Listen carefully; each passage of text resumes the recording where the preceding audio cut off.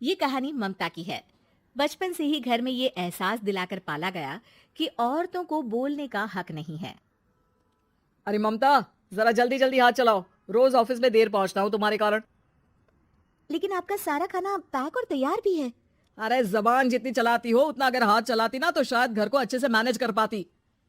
क्या मतलब है? क्या नहीं मिला आपको? मुझे मुझे कौन देगा?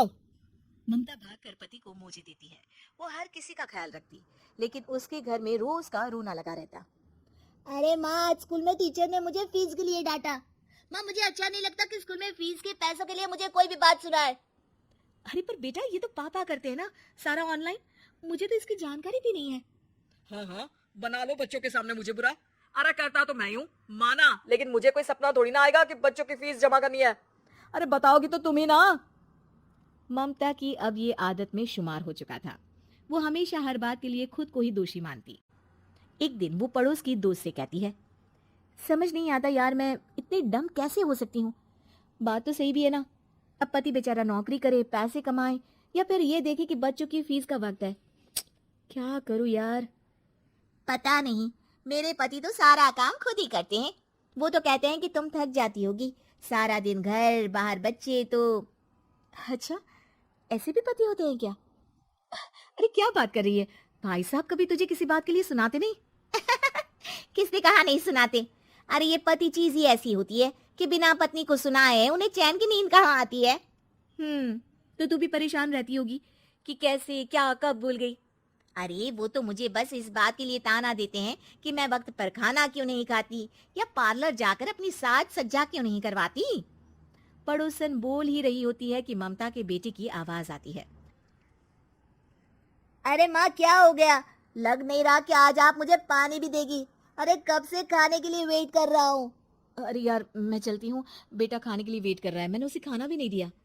अरे 12वीं में पहुंच चुका है तुम्हारा बेटा, उसे बोलो खुद पानी लिया करे। मैंने तो अपने बच्चों को काम करना सिखाया है। अरे यार, खुद की भी तो कोई लाइफ है। माना जब नहीं कर सकते थे तो किया, लेकिन अब इतने बड़े बच्चों की हर बात मानेंगे तो मुश्किल तो अपने को ही होगी। ममता को पड़ोसन की बात में दम तो लगता है, लेकिन करे क्या, आदत भी तो खुद ही ने डाली थी। ममता घर जाती है कि तभी बेटी आ जाती है। माँ, परसों मुझे एक शादी में जाना है, तेरी वो जो लाल वाली साड़ी है ना, उसे दे देना। मैं आज जाकर टेलर को दे दूंगी, वो उस साड़ी से सूट बना देगा। अरे नहीं नहीं तारा, वो मेरी माँ ने मुझे दी थी और उस साड़ी से मेरी काफी भावनाएं जुड़ी हैं। तुमको ना मैं दूसरी साड़ी दे दूंगी। ओके, कोई बात नहीं, लेकिन आज दे ही देना पक्का।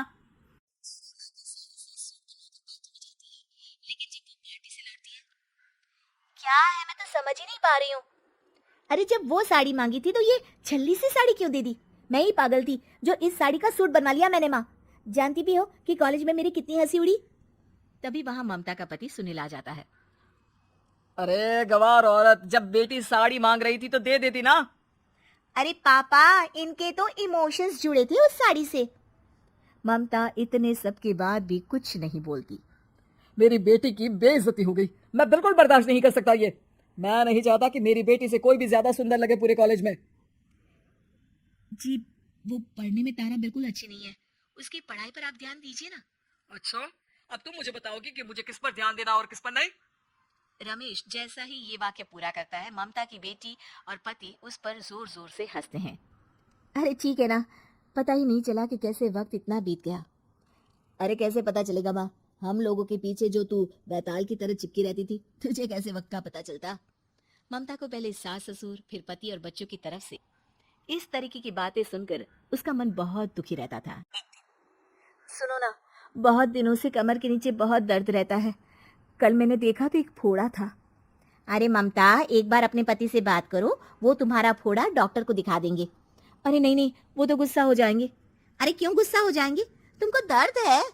हाँ, लेकिन वो यही बोलेंगे कि ऑफिस जाऊं या फिर तुम्हें लेकर डॉक्टर के पास। तो बेटे से ही बात कर ले। अरे वो तो मैं कर लूं, लेकिन फोड़ा है ऐसी जगह कि उसे बताते मुझे शर्म आएगी। लेकिन कुछ ना कुछ तो करना जरूरी है ना। ऐसे कब तक फोड़े के दर्द से तड़पती रहेगी? अब तो सोच रही हूँ कि इनसे बात कर ही लूं, वरना दर्द के मारे कहीं मर ना जाऊं। लेकिन शाम को, ममता, क्या किया तुमने आज? खाने के डिब्बे में कैसा खाना दिया था? दाल खराब हो गई थी। कब की थी? दाल तो मैंने सुबह ही बनाई थी, खराब कैसे हो गई? अच्छा सुनिए ना, मुझे कहना है कि अरे गरम दाल बंद करोगी तो ऐसा ही होगा ना। बेइज्जती हो गई सबके सामने मेरी। ऑफिस वालों ने ऐसा मजाक उड़ाया कि क्या बोलूं। कल से ठीक से खाना देना है तो देना, वरना खाना देना बंद कर देना, बाहर खा लूंगा मैं। ममता जो पति से अपनी परेशानी बताने वाली थी, वो अब ये सोचने लगती है कि कल से पति को खाने में क्या दे।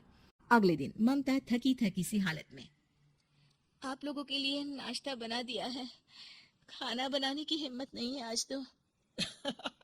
रात भर सोकर थक गई है ना, इसीलिए तो खाना नहीं बना सकती। हिम्मत नहीं हो रही है, मैं बस सोने जा रही हूँ। बस मैडम को सोने का बोल दो, फिर देखो कैसे सोती रहती है। माँ फिर वही पराठा सब्जी। अरे हमारे साथ के दोस्त एक से बढ़कर एक नाश्ता खाना लेकर आते हैं, आप तो बस। सभी घर से निकल जाते हैं, लेकिन जब शाम को बेटा घर आता है तो घर में अंधेरा रहता है। बेटा लाइट चलाता है। क्या माँ, तुम्हारा भी जवाब नहीं है बिजली का बिल बचाने के लिए? वो बोल ही रहा होता है कि सामने माँ जमीन पर लेटी मिलती है। वो उसके पास जाता है। अरे माँ, क्या हो गया माँ? तभी वहां पड़ोसन आती है। अरे बेटा, तुम्हारी माँ के पैर के पास एक फोड़ा है, जिसके कारण ये लगातार कमजोर होती जा रही थी।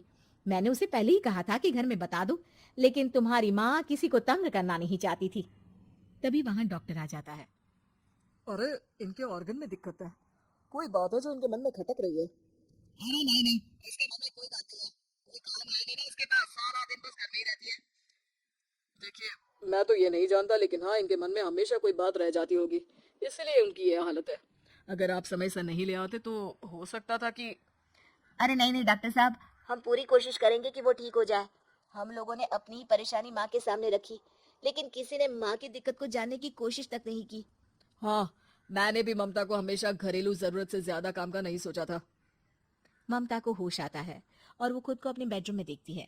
वो उठने की कोशिश करती है कि माँ, अब आप नहीं उठेंगी, हम लोग है ना, हम लोग आपको पूरी तरह से खुश रखने की कोशिश करेंगे।